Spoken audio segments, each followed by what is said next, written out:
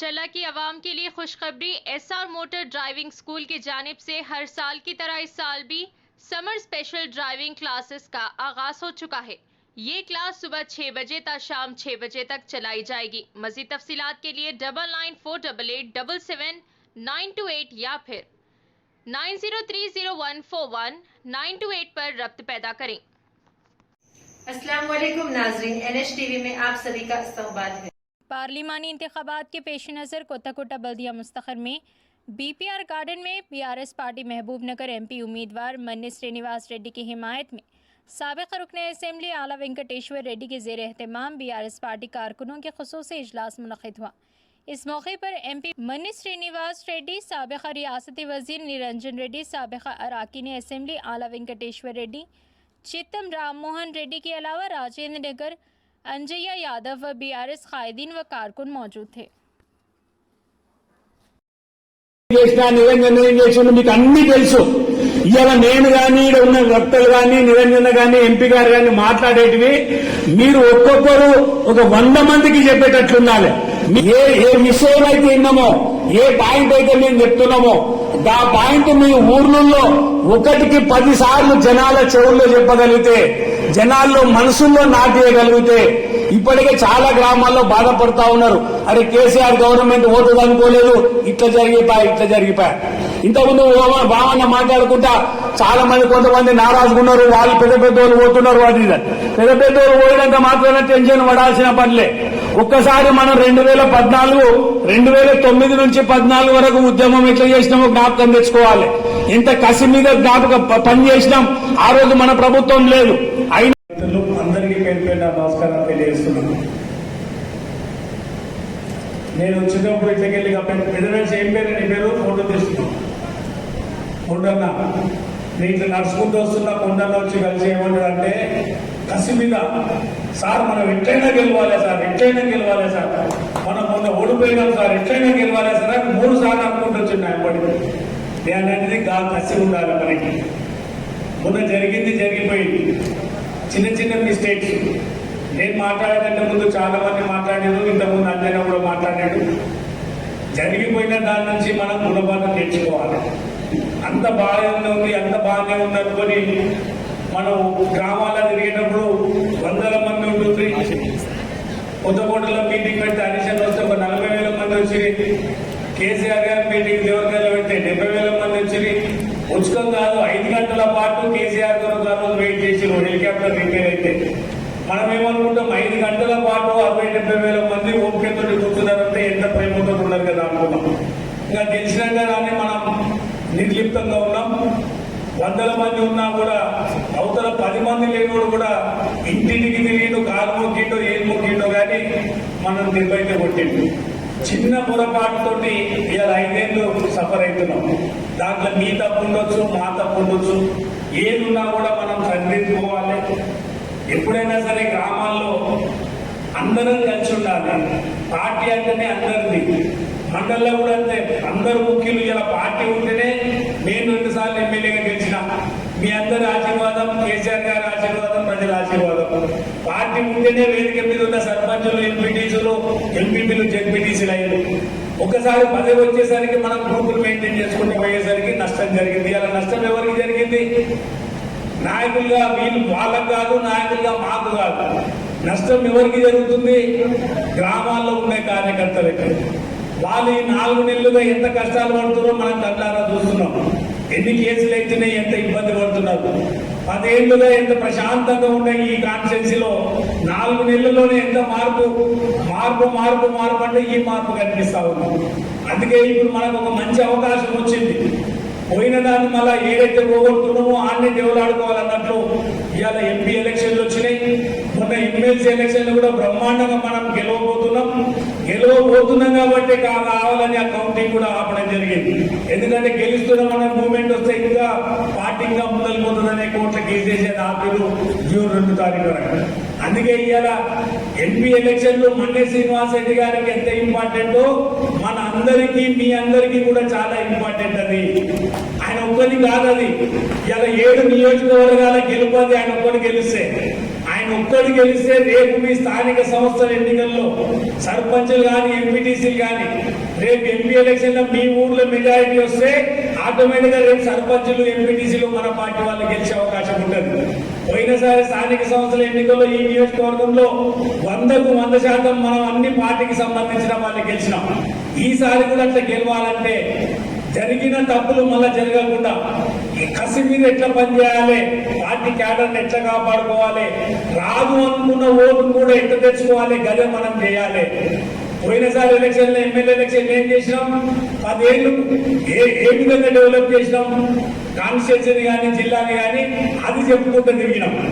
ఇప్పుడు పార్లమెంట్ లో ఎలక్షన్ లో అది చెప్తూనే మనం సింపుల్ గా కూడా ప్రచారం చేయొచ్చు. ఇలా కాంగ్రెస్ వాళ్ళు ఏం చేసిండ్రు, అన్ని అంతులేని హామీలు ఇచ్చారు 6 గ్యారెంటీల పేరు మీద. 6 గ్యారెంటీలు అన్నాడు, దాంట్లో 13 హామీలు ఉన్నాయి, ఒరిజినల్ అయితే 420 హామీలు ఉన్నాయి. జై తెలంగాణ కార్యకర్తని గల్లీలు తిరుగుకుంటూ పోయినాం, వాడేమో ఇండ్లలో పోయి కూర్చున్నాడు, ఉన్న 5 మంది 10 మంది.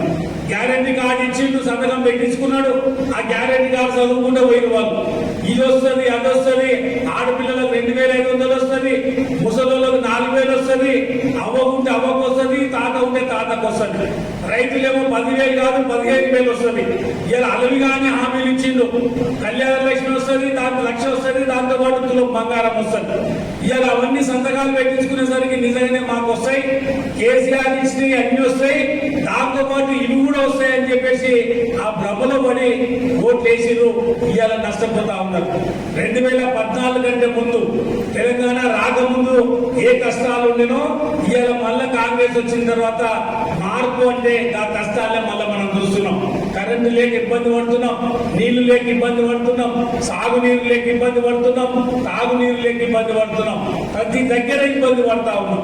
అందుకే మన గ్రామాల్లో ఉన్న కార్యకర్తలు మనం నిజాయితీగా కష్టపడితే చాలు బ్రహ్మాండమైన ఓట్లు వస్తాయి. మనం గ్యారెంటీ కార్డు తీసుకొని ఇండ్లు అడగాలి, అవ్వ నీకు 4,000 వచ్చినాయా, వస్తే కాంగ్రెస్ కి, రాకపోతే మాత్రం కారుకు ఓటే అని చెప్పాలి. ఆడపిల్లలు కనిపిస్తే 2,500 వచ్చిందా, వస్తే కాంగ్రెస్ ఓటే, రాకపోతే కారుకు ఓటే అని చెప్పాలి. రైతులకు కూడా అంతే, 15,000 రైతు భరోసా వస్తుందా, వస్తే వాళ్ళకి, రాకపోతే మాకు ఓటే. ఇదే సింపుల్ గా మనం ప్రచారం 1కి 4 సార్లు.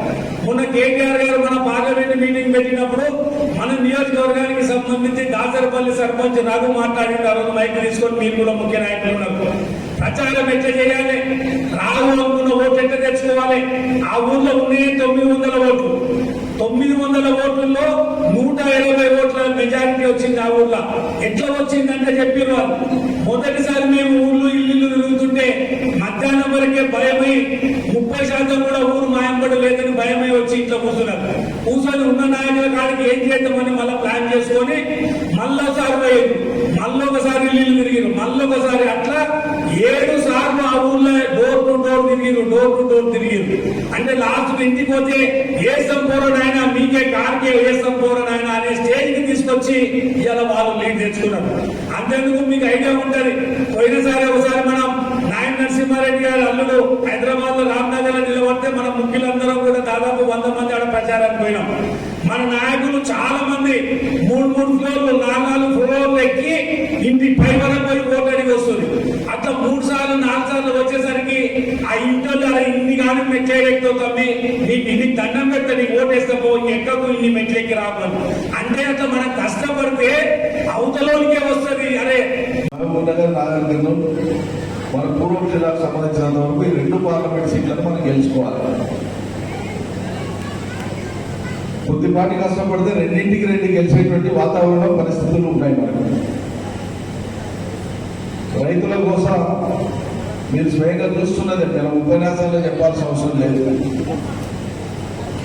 రోజు మాట్లాడుతున్నటువంటి రైతులు వాళ్ళు పడేటువంటి అవస్థలు, ఎండిన పంటలతోన, ఇబ్బంది పడుతున్న కరెంటుతోన, మళ్ళీ కొనుగోలు కానీ వచ్చినాక ఆడ అవస్థ పడడం, వీటన్నిటిని చూసి కొంతమంది అయితే దుఃఖపడుతూ బాధపడుతూ, మన పార్టీ రైతులు బీఆర్ఎస్ కార్యకర్తల నాయకులు కాదు. ఇగో మేము కాంగ్రెస్ కు ఓటేసినాం, కాంగ్రెస్ కు ఓటు వేయించినాం, మేము కాంగ్రెస్ కు పనిచేసినాం, మాకు బుద్ధి వచ్చిందని చెప్పి వాళ్ళ చెప్పులు వాళ్ళు ఇప్పుకొని కొట్టుకుంటున్నారు. అది అలా రాష్ట్రంలో ఉండేటువంటి రైతుల స్థితి. దానికి అర్థం పడతా ఉన్నాం. ఇంతకుముందు రాజధాని చెప్పినట్లు విషయాలను మనం ప్రజల దగ్గర పోయి ఏ అబద్ధాలను, ఏ అసత్యాలను, ఏ అలవిగానటువంటి హామీలను వాళ్ళు ఇచ్చినప్పుడు మీరు నమ్మినరో, వాళ్ళు ఇవి చెప్తేనే కదా మీరు ఓటేసిన మమ్మల్ని కాదని అవతలికి వేసి మరి వచ్చినాయా?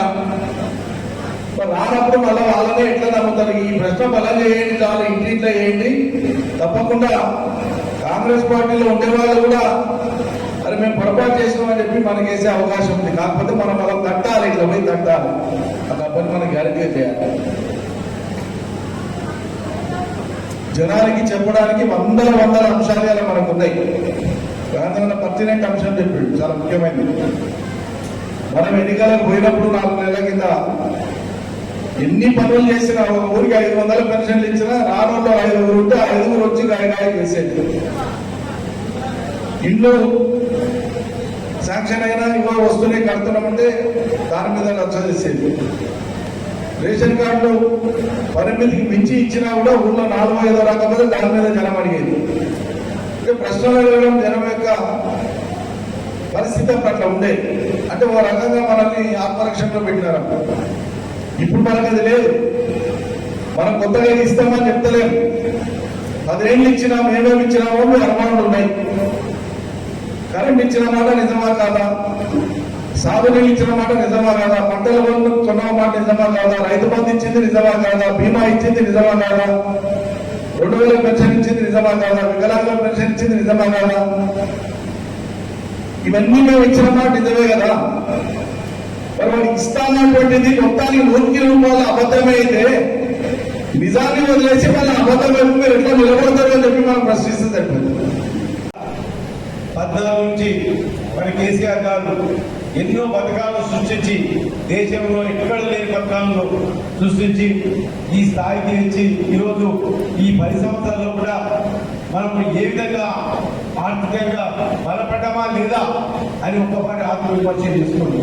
చిన్న పొరపాట్ల వల్ల ఇవాళ మామూలుగా కేసీఆర్ ఈరోజు ఆత్మ ఒక సంక్షోభంలోకి నెట్టి మనం ఈరోజు ఆయన చేసే అభివృద్ధి పథకాల వల్ల ఆర్థికంగా మనం అందరం బాగుపడి ఈరోజు ఇబ్బందుల పాలు చేస్తున్నామంటే మరి కాంగ్రెస్ చేసిన పథకాలకు మీరు ఆకర్షితులైనా లేదు. మనలో కూడా మనము చిన్న పొరపాట్ల వల్ల తప్పులు చేసుకున్నామా అని ఒకసారి ఆత్మవిమర్శ చేసిన దేశంలోనే ఏ రాష్ట్రంలో ఏ ముఖ్యమంత్రి గారు చేయని కార్యక్రమాలు చేసిందా లేదా ఒకసారి ఆలోచన చేసుకోండి. రైతు బంధు అనేది రాష్ట్రంలో దేశంలో ఏ రాష్ట్రంలో ఉన్నదా ఆలోచన చేసుకోండి. అదేవిధంగా ఆడపిల్ల కళ్యాణ లక్ష్మి అనే పథకం ఉన్నదా ఆలోచన చేసుకోండి.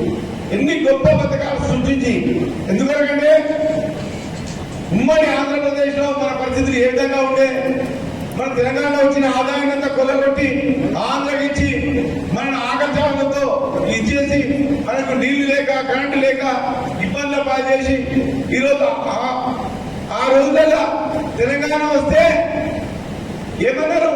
ఇలా ఆంధ్ర నాయకులంతా మీ తెలంగాణ వస్తే మీకు తెలివి లేదు, మీ వాళ్ళ తెలివి లేదు, ఎడారి ప్రాంతం అవుతుంది, చీకటి అయిపోతుంది, నీళ్లు లేక కరెంటు లేక అని చెప్పి సాగనాలు పెట్టే పరిస్థితి.